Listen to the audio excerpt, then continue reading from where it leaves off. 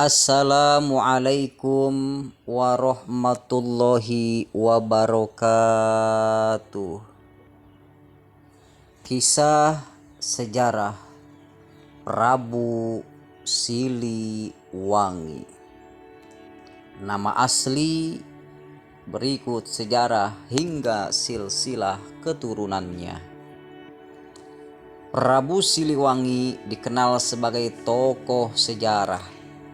Keberadaan Prabu Siliwangi dianggap abu-abu, bahkan sering dianggap sebagai cerita mitos dan dongeng belaka. Pasalnya, keberadaan dan eksistensinya, baik dirinya maupun kerajaannya, masih sulit untuk ditemukan dan dibuktikan secara kasat mata. Tokoh ini sebenarnya sangat melegendaris yang dikenal sebagai seorang raja dari kerajaan Pajajaran di Jawa Barat. Simak terus pembahasan mengenai sejarah Raja Pajajaran sampai selesai. Sejarah Prabu Siliwangi. Nama Prabu Siliwangi memiliki makna khusus bagi masyarakat Tatar Sunda.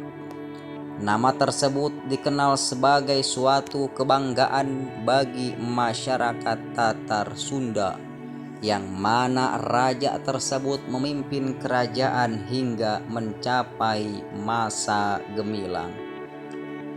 Terdapat beberapa perbedaan mengenai asal-usul nama Siliwangi. Pendapat pertama menyatakan bahwa Prabu Siliwangi bukan semata-mata nama sejati, melainkan sebuah alias atau julukan atau gelar yang disematkan pada para raja pemimpin kerajaan Sunda. Dalam versi yang pertama, anggapan bahwa Prabu Siliwangi hanya merupakan gelar saja juga banyak diakui oleh masyarakat Sunda. Sedikitnya terdapat 4 raja yang dianugerahi gelar tersebut, di antaranya Lingga Buana, Niskala Watu Kancana, Sri Baduga Maharaja, dan Surawisesa. Para raja tersebut mendapatkan gelar Prabu Siliwangi atas jasa dan upayanya dalam mengarungi dunia perekonomian baru yang bergerak di bidang perdagangan agraris. Selain itu, tampaknya ada tanggapan yang berbicara bahwa gelar Prabu Siliwangi disematkan pada tiap-tiap raja yang menduduki pemerintahan kerajaan Pajajaran. Sedangkan menurut versi kedua, mengenai Prabu Siliwangi adalah gelar yang hanya disematkan pada satu orang saja. Orang tersebut tidak lain adalah Prabu Jayadewata yang bergelar Sri Baduga Maharaja, Ratu Haji 1482 hingga 1521 Masehi. Gelar tersebut ia dapatkan karena dinobatkan sebanyak 2 kali, yaitu dari sang ayah Prabu Dewa Niskala menerima tahta kerajaan Galuh. Tahta kedua ia peroleh dari sang mertua Susuk Tunggal, yaitu tahta kerajaan Sunda. Dengan demikian, Prabu Jayadewa adalah penguasa resmi kerajaan Galuh Sunda yang dinobatkan dengan gelar Sri Baduga Maharaja Ratu Haji. Konon, masyarakat segan dan tidak diperbolehkan untuk memanggil raja dengan sebutan gelar lengkapnya. Maka dari itu muncullah nama Prabu Siliwangi yang lebih populer. Siliwangi sendiri berasal dari kata silih dan wewangi, di mana kata silih memiliki arti sebagai pengganti, Arti lengkapnya dapat dinyatakan sebagai pengganti Prabu Wangi. Berbicara mengenai Prabu Wangi, nama tersebut juga merupakan julukan yang disematkan kepada Prabu Maharaja setelah berhasil mewangikan kerajaan Sunda yang menjadi kebanggaan masyarakat Sunda melalui prestasi dan kemasyhuran yang diraihnya. Pada masa mudanya, Sri Baduga Maharaja atau Prabu Siliwangi dikenal sebagai kesatria yang sangat pemberani dan juga tangkas. Diketahui pula bahwasanya ia merupakan satu-satunya orang yang berhasil mengalahkan Ratu Jayapura ketika bertempur memperebutkan Subang Larang untuk dijadikan sebagai istri. Berkat keberanian dan ketangkasannya itu, ia berhasil memikat hati Subang Larang hingga akhirnya menikahinya. Ketika pertama kali dinobatkan sebagai Raja Galuh oleh sang kakek, ia kemudian langsung menunaikan amanah dari sang kakek sebagai tindakan pertamanya. Amanah dari kakeknya tersebut berupa pembebasan rakyat dari membayar pajak sebagai apresiasi karena telah melaksanakan dan mengamalkan ajaran Dewata dengan tegas. Berkat kebijakannya tersebutlah Raja Pajajaran tersebut dengan mudahnya mendapat dukungan dari rakyat. Silsilah Prabu Siliwangi. Seperti yang telah disebut sebelumnya, bahwa istri Prabu Siliwangi bernama Nyi Subang Larang. Dari pernikahan tersebut, pasangan Raja Pajajaran beserta istrinya tersebut dikaruniai keturunan sebanyak 3 orang. Ketiga anak mereka masing-masing bernama Wala Sungsang dan dikenal juga sebagai Pangeran Cakrabuana.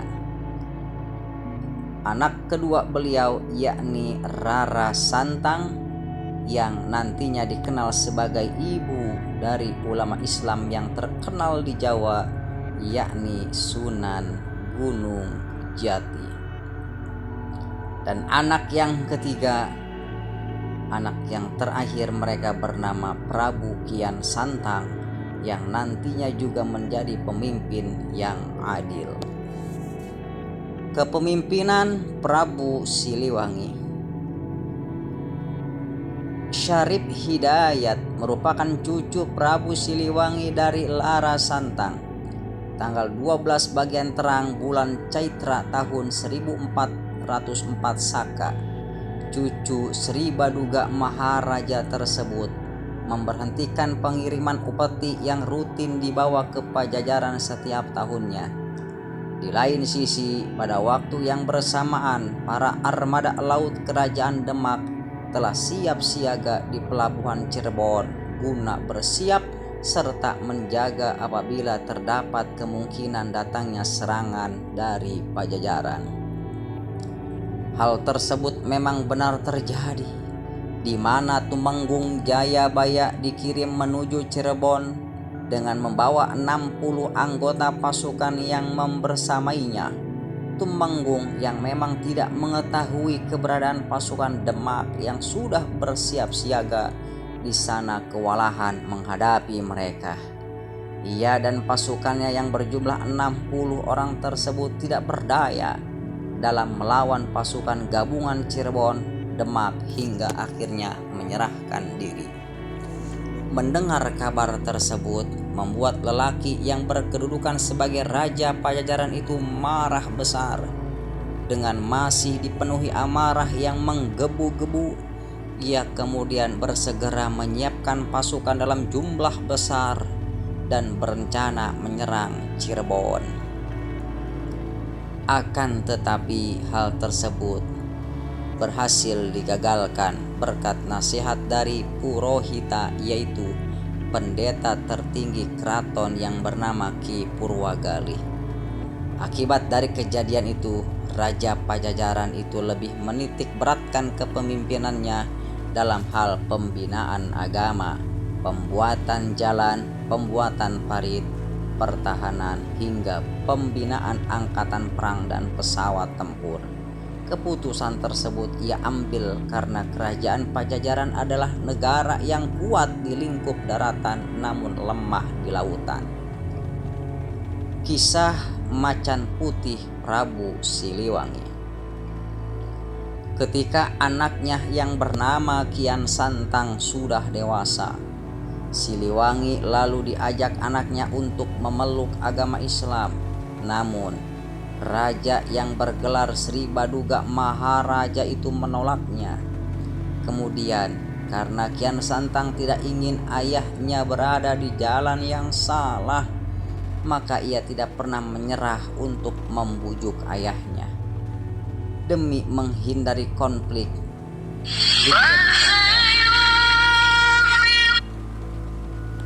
diceritakan bahwasanya para saudara yang budiman, Sri Baduga Maharaja tetap menolaknya.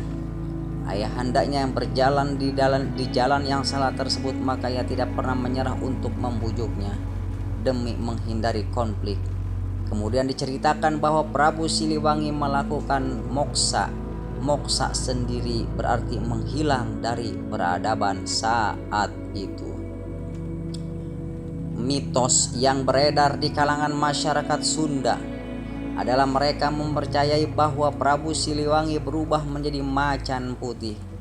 Menjadi macan putih di sini dapat diartikan dalam dua hal.